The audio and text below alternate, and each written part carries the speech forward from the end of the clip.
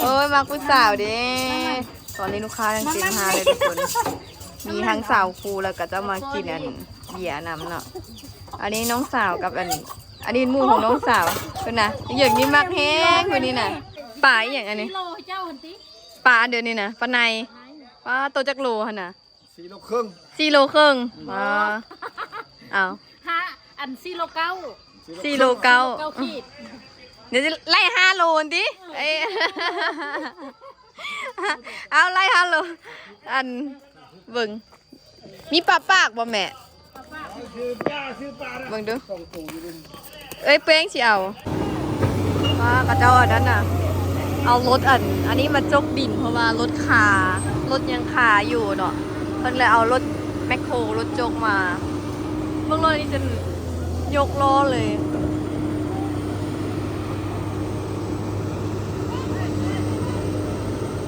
พอเกี่ยงกับเบิ่ง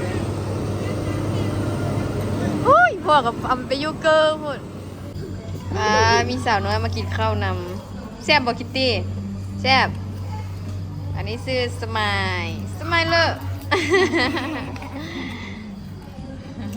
กินข้าวกับขนมเราก็สุภักที่กูเห็นจับสุภักอันนี้เป็นสุภักผักรวมผักนอกมีผักนอกผักเดี๋ยววะสบายดีเด้อยินดีต้อนรับเข้าซื้อซ่องติ๊กสาวน้องซานเบิ่งสีปากก็กินข้าวแล้วเนาะผู้หนึ่งจืดผู้หนึ่งเฮ้ยเป็นอย่างวะนี่นะกระเจ้าปากแดงอันนี้ปากกำมันปากดำเพราะว่าน้องสุนดิตปิ่นเปื่อยปิ่นเพื่อนไปลิ้นน้ำมันน้องดาวแม่อยู่ใส่ไปลิ้นน้ำน้องดาวแล้วแม่เป็นอย่างเกาะเด็ดมะม่วงปะไว้ข้างๆแล้วน้องสุนดิตไปจับมาอมนะหัวมันนะระยางมันกัดปากก็เลยเป็นเปื่อยอีเมซื้อยามาทาให้หมอคุณนะค่ะหมอเอายามาทาให้มันยาดำเนาะเคยเห็นแต่แบบทาตุ้มเปื่อยทาแข้งทาขาสินะอีเมลไม่เคยเห็นมาทาปากก็จะว่ามี2 แบบมาสั่งมันก็บ่เจ็บเดี๋ยวมันบ่ห้องบ่ให้อย่างแต่ว่าปากมันเปื่อยแบบเป็นสีขาวๆนะตอนนี้ก็มีลูกค้าอยู่โต๊ะนึงแล้วทุกคนเนาะเดี๋ยวโอ้โอ้บอกโน่เห็นอะไรโน่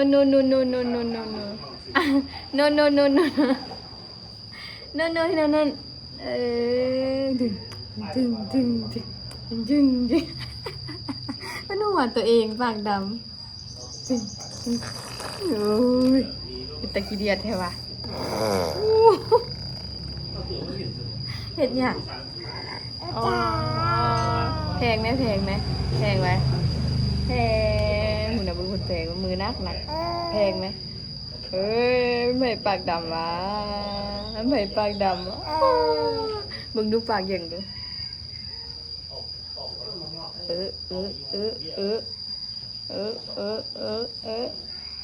มึงดูนี่นะมึงนี่นะมึงให้ปากดำนี่นะอุ้ยมันแห้งแล้วได้นี่เอายาที่ทามันก็แห้งละอันนี้อีแมนทำกี้นี่อีกมันก็เลยว่าเป็นม่วงแห้งเพิ่นเห็นปากเพิ่นหัวปากตัวเองว่ะหัวปากตัวเองว่ะตึงจังต่ำไปแล้วลูกค้าไปแล้วอันโต๊ะหนึ่งแล้วเหลือลูกค้านั่งกินอีกโต๊ะหนึ่งแล้วก็ต่ำไปส่งเนาะแล้วก็อีเมลไปส่งเมื่อกี้นี้แล้วก็มีลูกค้ามาตั้งแต่เช้ามาก็มีลูกค้ามาซื้ออาหารแน่หุ่นอีเมลไปส่งก็เลยเอาบางอย่างท่าเมื่อกี้นี่ขาต่ำแล้วก็เท่าเฮ็ดอย่างบ่ได้นำอย่างนี้แหละไปโรงเรียนเนาะอยู่เนาะไปโรงเรียนบ่ไปบ่อุ้ยกองมาโอ้ยมาผู้สาวเด้ตอนนี้ลูกค้ายังเต็มหาเลยทุกคนมีทั้งสาวครูแล้วก็จะมากินเบียร์น้ำเนาะอันนี้น้องสาวกับอันนี้หมู่ของน้องสาวเป็นนะอย่างนี้มักแห้งคนนี้น่ะ มากิน จะสั่งฮอตฮอนดอกบ่ต้องเอาเจลเซอร์เด้อแม่เด้อ พอดีมากิน ให้เด็กน้อยพวกสาวครูมาอุดหนุนแล้วก็พวกไอ้เนาะมาอุดหนุนคุยน้องสาวไปงานโด่งของหมู่มาแล้วก็เลยว่ามาช่วยเวียกเอ้ยชื่อหยังนี่นะชื่อหยังชื่อคิตตี้เรียนห้องไหนแล้วเรียนห้องป .5 ป้าอันนี้เด้เรียนห้องปหยังอันนี้นะคิตตี้ค่ะก็เรียนอนุบาล3อนุบาล2 3หรือ2อ่ะห้องครูไม่กือวะคิตตี้ห้องครูไม่กือวะหรือห้องครูนกห้องครูใดห้องครูนกวะฮะห้องครูนกหรืออนุบาล3ห้องไทเกอร์เนาะวันนี้กำลังวุ่นแหงทุกคนแวะมาถ่ายบรรยากาศให้เบิ่งน้อยนึงให้กับฟ้าวตามให้กับเจ้าอะไรเนี่ยอันรถก็ต้องงิ่งลงนี่ทุกคนก็จะมาถมดินเนาะเพราะว่ามันน้ำขังเลยทางใดก็สูงแล้วเรือแต่บ่อนเดียวนี่น้ำขังก็จะสร้างดินมาถมพัดว่ารถถมดินพัดว่าเป็นเง่งลงหันซ้ำเพราะว่าดินมันลุกดินอ่อนดิฝนตกใส่ละดินมันอ่อนฮะนะยังสอกหาวิธีเอาขึ้นอยู่ก็จะชิดถมดินให้มันเพียงกันกับอันทางเลยก็เป็นตาถมอะไรเนาะเพราะว่าน้ำมันขังที่พ่อมันต่ำต้องได้ถมถ้าบ่ถมแล้วสนับเป็นแบบนี้แหละนี่น้ำขังอยู่แบบนี้เลยดีอีพ่อไปหาปลาอย่างอันนี้ โลเจ้าหันติ ปลาเดี๋ยวนี้นะปลาในปลาตัวจักโลฮะนะ 4 โลครึ่ง 4 โลครึ่งเอา ฮะอัน4 โลเก้า 4 โลเก้า ขีด เดี๋ยวจะไล่5 โลดิเอ้ยเอาไล่5 โลอันเบิ่งมีปลาปากบ่แม่เบิ่งดูเอ้ยเป้งสิเอาอันแกะเบิ่งดู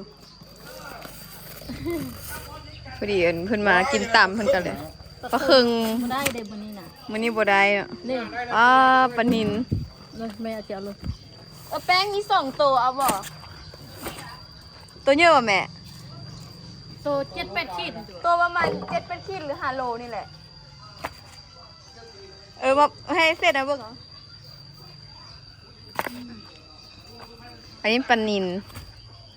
นี่น่ะ ไม่ได้เอาลง น้ำเลิกกว่านี้ ปลาน้ำลึก สิเจเด้อเนาะ อยู่ลุ่มอยู่พอว่าอยู่ลุ่มสุด โอ้มาโลดโอ้หูบอลเอาเลยที่มันก็ได้แล้วเนาะ ก็เด้อบ างมื้อก็ได้บางมื้อก็ได้น้อยมื้อได้หลายเนาะแต่มากินตามแล้วก็จะกะพอดีพ่อเอาปลามากันเลยว่าหาเบิ่งปลามันไม่สดหายก็ออกมาจากน้ำเลยอะไรเงี้ยเด็กปลาปลาก็คือปลาตะเพียนอะไรเนาะอ้าวก้อยปลาอันนี้กลางหลายตี้ว่าแม่น้องเขาคันอันนั้นเนาะ ก้อยปลานิลคักอยู่อันนี้ก็ว่าแต่ผู้มักปลา 2 ตัวนี่มีแต่ปลานิลช่วงแม่ค้าก็เจ้าก็ยากสินะเขาโพสต์ลงเลยเขาโพสต์ขายออนไลน์เลยก็มีคนสร้างนำหลายอยู่จนบ่ทันจะไปอีเมลไปส่งบ่ทันถ่ายลงแล้วบรรยากาศตะเลงอันนั้นจักวุ่นอันรถเง่ง อันนี้จักวุ่นอันก็เจ้ามากินอันตำกินเหล้ากินเบียร์จักวุ่นอันตำส่งลูกค้าแน่พอดีหาก็ว่างเลยอีพ่อก็เอาปลามาบรรยากาศวันนี้ สับสนเนี่ยวุ่นวายว่ากระเจ้าอันนั้นน่ะเอารถอันนี้มาจกดินเพราะว่ารถยังคาอยู่เนาะเพิ่นเลยเอารถแมคโครรถจกมาเบื้องรถนี้จะยกล้อเลย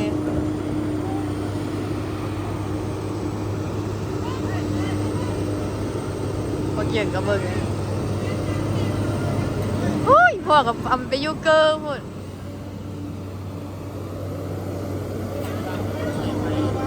เนาะเอ็งใส่ไฟอยู่ถึงอันนี้เบิ่งรถอันนี้น่ะก็มีคนดิมันมีคนนี่กับอันนั้นเนาะอยู่ไหนนี่ไหนมาหล่อเลยที่บอกอันนี้อ๋อ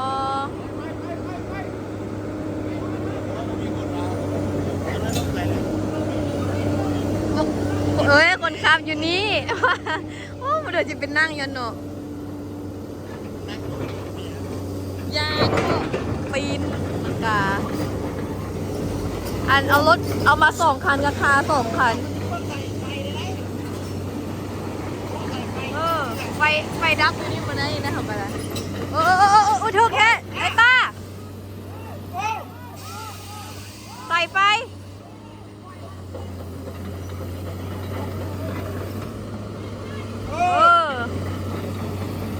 เอารถอันถมดินมา2 คันกับตัน2 คันคา2 คันไม่ได้เอาเกือบใส่เฟขาดเลยได้เอารถแมคโครนี่มาจกดินออกป้าทางอย่างไม่อย่างทางแคบอีกทุกคนป้าทางอย่างจนมุ่นเลยเพราะว่าเอารถตีรถจกเลยเนาะตีรถจก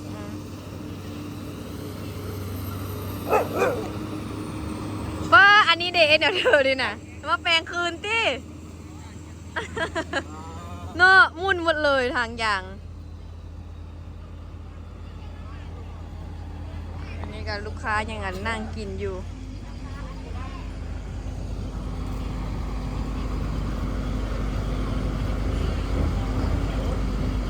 ทางอย่างก็จะหักกันแล้วใหม่ๆพัดอยู่ตัวหน้าเหือนอีกไหมพัดเป็นขุมอยู่นี่กับบุคักแล้วเนาะหน้าเหือนหน้าฮันนะหรือว่าก็จะชิมมาแปลงให้คืนบัวบุก่อนมาถมดินเบื้องนี้กะเพอุ้ยมืดเนาะพอเห็นเนาะเพแล้วอันก็เจ้ากับแปลงให้คืนแปลงกับถมอย่างเอาฮันซื่อๆแหละว่าเป็นขุมอยู่นี่ตัวหน้าฮันตีกับบุคักแล้วนี่ตัวหน้าเลยหน้าให้หน้าว่าเนาะ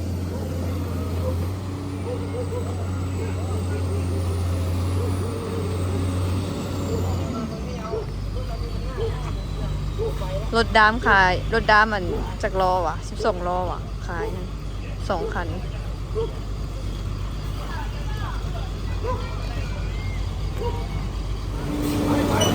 ออกมาแล้วทุกคนโอ้จิตต่ำหัวเฮาแบบนี้นะเพราะว่าทางนั้นมันมีรถเคน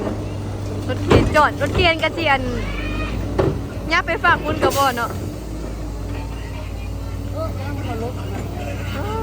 เอารถเคนนั้นยับขึ้นไปถึงนี่อีกคันหนึ่งอีกแบบนี้นะคันหนึ่งออกมาแล้วอะไรอีกคันหนึ่งมุ่นหมดแล้วทางเลยเนาะทางยางหน้าเหือนี่มุ่นหมดละ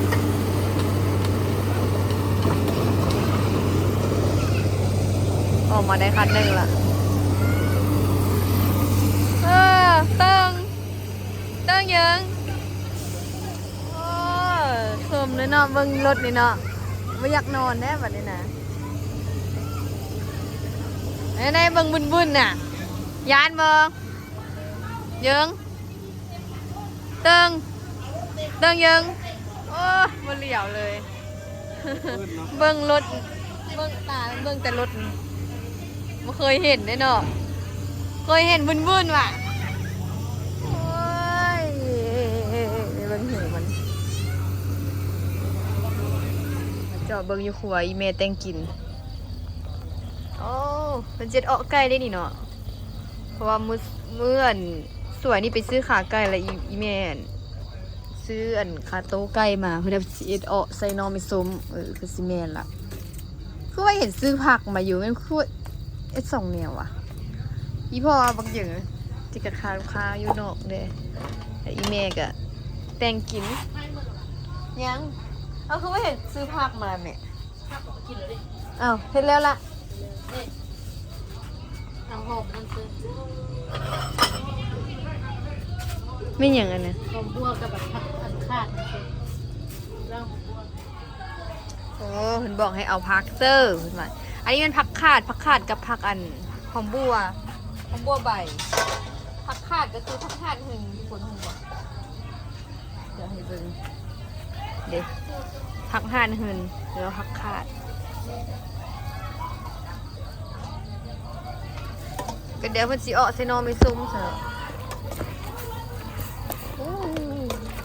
เสียนน้ำสิแห้งแล้วเดี๋ยวนี้ไฟแห้งพอเนาะไก่ใส่ผักขาดทุกคนชิมกัน พอดีหรือยังฟดเด้ทุกคนมันก็จะกินเบียร์อยู่เนาะจางเดี๋ยวเติมเกลือนึงแล้วก็พอดีแล้วนี่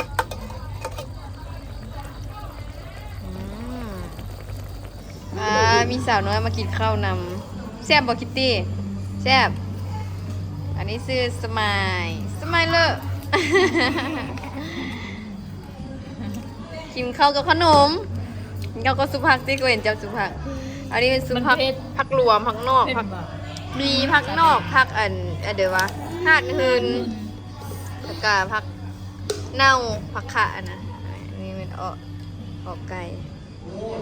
แม่กินผู้เดียวสมัยบ่ได้สมัยไปใส่ซอสเด้อเผ็ดวะคิตตี้กินขนมเอาบางอย่าง หิวข้าวแม่จะกินข้าวกับขนมก็ได้กินข้าวกับขนมก็ได้แซ่บ เอาเขาใช่ไหมตี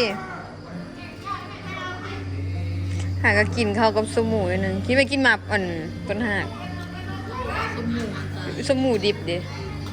กินหลายบ่ได้กินหลายแบบหรือว่าพระอืดพระอุบอะไรแบบ ไม่ท่วมแยบๆโคตร หนูข้าวไม่กลิ่นอ่ะว่าหามฮึบกลิ่น